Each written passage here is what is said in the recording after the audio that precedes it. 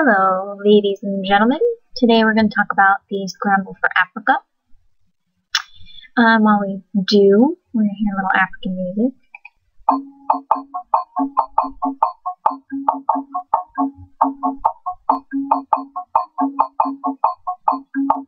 Okay, we talked a little bit about Africa yesterday. This picture shows you some of the typical African terrain. It's called the savanna.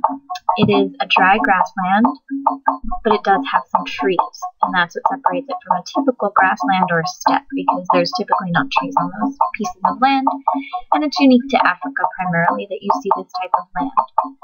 So that's the savanna, a little background and review on your geography from last year to go with the African music. Very sweet. Let's see what this one sounds like. Oh, I took away that one. Okay. So, get a little flavor. You have these on your sheet already. These actually came from the objectives that you had set up from the day before. Okay. When we discussed the Scramble for Africa, beginning with the Berlin Conference, and also looking at what happened with the Suez Canal. So what we're going to look at today is the second half of those objectives. We're going to talk about Cecil Rhodes, who you've already read a quote or two from. And we're going to talk about what his significance is in all of this scrambling for Africa. We're going to talk about the Africans resisting imperialism, because clearly they did. Nobody just says, okay, please come in and take our land, right? They're going to resist this. And we're also going to look at an event called the Boer War. Boer is B-O-E-R. It looks like Boer, but it's Boer. And that is a group of people that settled in South Africa. First, I want to give you guys kind of a sense of where we're going on this map. So when you take a look, you'll see we're going to start down here in South Africa. If you remember what country took this over, that's a big bonus. Okay. We talked about it. I had given you the example about them wanting it as a stopping point for their other colony, their other major colony in this region. It is actually the British who wanted it. Now, before the British came, the Dutch had actually settled here, and that's problematic.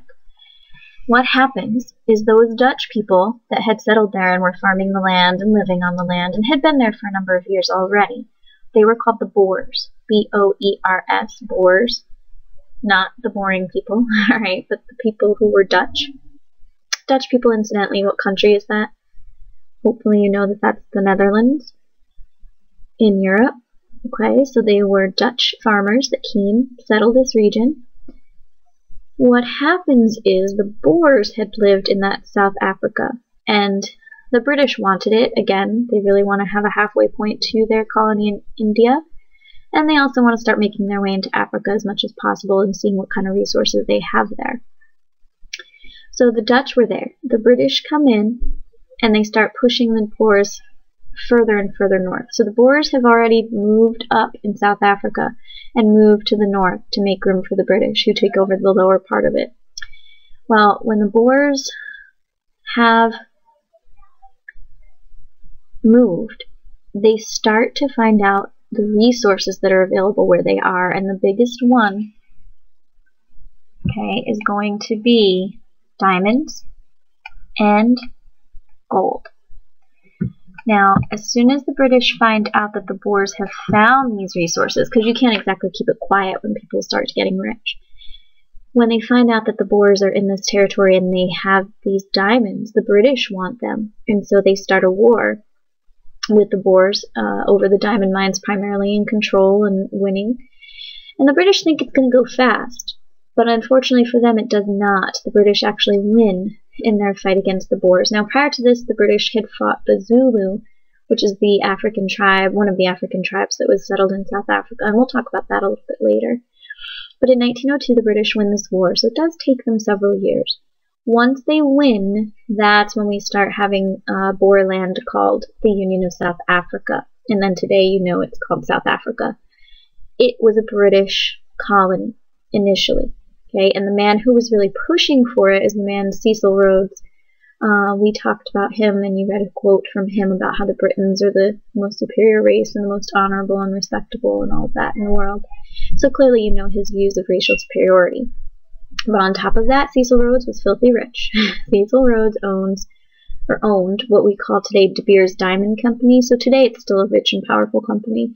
but for his time, he was a one-man colossus. I mean, he was able to raise tons of money and made a fortune on the diamonds in Africa and other ventures that he entered into. So he's a very good businessman who was also an imperialist. He believed that Britain should be doing these things. So the Boer War is going to start tensions. Let's just look back at this situation. You have European Dutch coming in and settling the area. Then you have the British pushing the Dutch out. The Dutch find the diamonds. But whose land is it? Right? It's African land. So you're talking about a war in which two European countries are fighting over control of African resources. Clearly that's going to make the natives a little angry. So interesting to see the imperialist powers and how much, to what extent they really disregard the natives. Because technically these are the natives' diamonds. Except that Cecil Rhodes is the man with the drill. The man who's able to go in and make these mines. And so you have that kind of conflict going on there, you know, where the Africans get resentful because technically these diamonds belong to Africa, but not if Africa can't get them out of the earth. Okay, and so the Europeans come in and are fighting over African resources. Pretty brazen.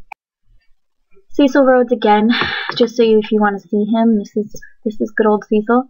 Very, very important businessman, very wealthy, and to this day, again, his company remains, De Beers. He supported social Darwinism. You guys saw that in that quote. So he believed the British were the absolute best race on the planet.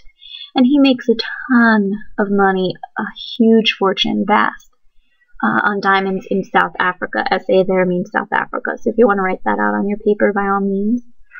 Incidentally, as we're going through this, and I'm talking, if you need more time to do some of this writing, you can certainly pause it in order to do that. Okay? So, Cecil Rhodes, big supporter of social Darwinism, totally for imperialism, and got rich in the process. Again, we're taking a look at Africa here. Okay, so South Africa is the region that we saw the Boer War. This is where Cecil Rhodes is concentrating his energies. But if you take a look at this map, see this country here, Zimbabwe, we call it today, Botswana. These areas, this gives you some hint as to the power of Cecil Rhodes. These countries were called Rhodesia. So it was actually named after him. It's not until they get their independence in like the 80s that these countries took back their traditional African names. So Zimbabwe used to be Rhodesia. It gives you some indication of how powerful Cecil Rhodes really was. Okay. As I said before, the Africans aren't going to just grin and bear it and say, please, please, Mr. White Man, take our land. Okay, they don't like it. They're going to be frustrated. Okay, they want to resist it.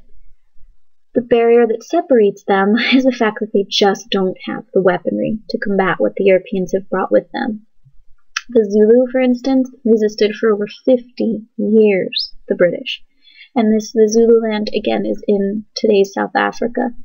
These people fought in 1878 and 1879. It was a brutal war where you're talking about, 20 Englishmen dying in a battle versus 2,000 Zulu, as casualties. So the imbalance between their weaponry caused serious problems, but the Zulu did not give up. They kept trying, even though they were beaten down pretty forcefully. For about 50 years, they challenged the British. One country that was successful was Ethiopia. Ethiopia had luck because they got a new king and his name was Menelik II.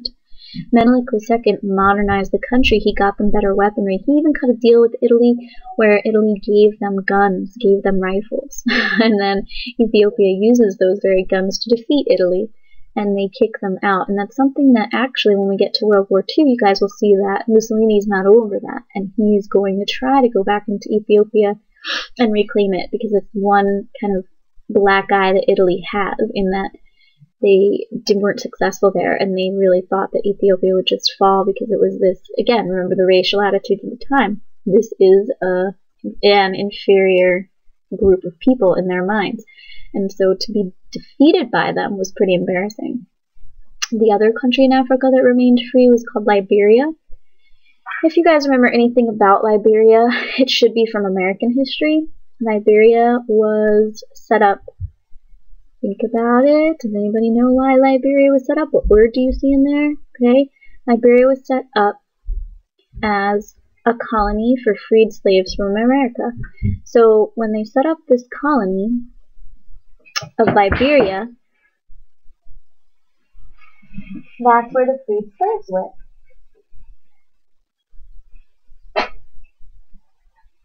And these freed slaves came again from the United States. So for the most part, those people had been living there for a really long time, and they knew that the United States had their back to some extent, and so that country did remain free.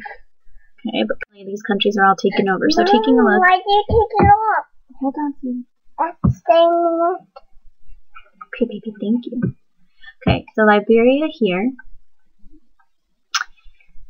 remained free, and Ethiopia over here remained free. Other than that, Can I have some of this? you can have one sip. Did you brush your teeth? Yeah. Okay, then you can't have a sip. Why? Because you brushed your teeth. You could give me a smooch though.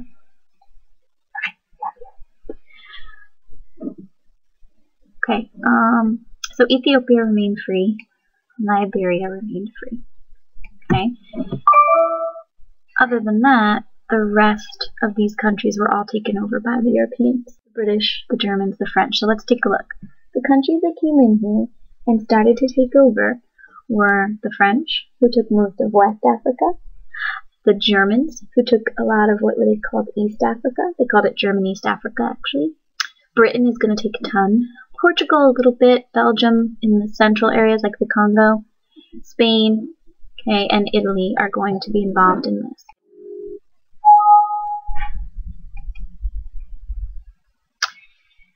Okay guys, so here is the map of what the Europeans did to Africa. This is called the partitioning of Africa. You can see the word part in there, breaking Africa into parts, dividing it. Okay, partition means to divide. So this is the partitioning of Africa that took place between 1885 and 1914. Okay, so relatively quickly this was done. Now, it's done by color. So these orange areas, and actually, I know this is the British Gold Coast, which today is Ghana. This was also British. Even though it looks dark red, it really should be orange. Sierra Leone was a British area. Nigeria was British. Egypt, all the way down, was called British East Africa. Okay, Sudan and Egypt today. Down here you had Rhodesia, which I spoke to you about earlier, and then South Africa. Okay, so these areas in the orange were all British controlled. So they have a healthy chunk of African territory. The next country are the green areas of France. And today, present day Algeria and Morocco, you see that often the people that live there speak French. And so that gives you a little insight into and shows you some of the effects of imperialism. Another nation called Senegal, which is in here as well, also still speaks French. Gabon, okay, Madagascar, these areas were under French control. The tan color, the dark, like the brownish color, that's Germany. Germany controlled what they called Southwest Africa. They controlled German East Africa down through here. Okay, and they controlled a country called Cameroon, as well as this tiny sliver of a nation here called Togo. So that was German control. And the Germans were very frustrated because they were jealous about the fact that the British had so much more land claim. And so they really saw the British as their biggest competition. And this competition is going to continue and drag us into World War. The Portuguese are this lighter orange color, okay, Angola, Mozambique, and then Port Guinea right up here. Okay, so those, again, you can see that Portugal is a much smaller player than Britain, France, and Germany.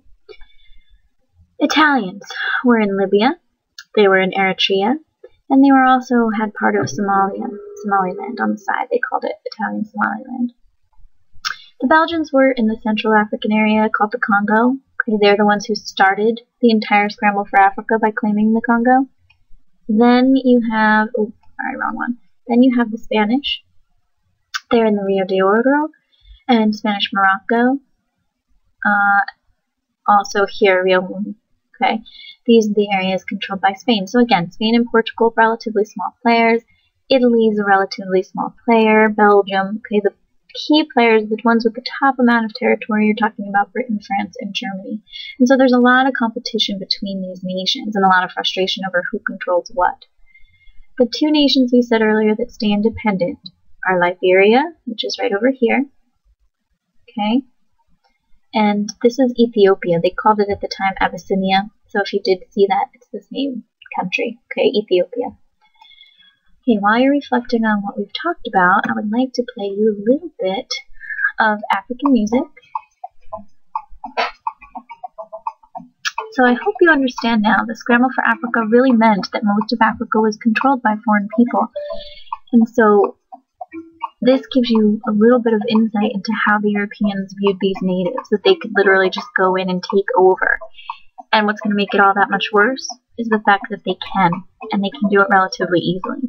So what they see in Africa is only the beginning. We're going to see them go into other countries. And India, the British have been in for many, many centuries prior to this even. So this partitioning of Africa is just the beginning of what we'll talk about with imperialism. And I hope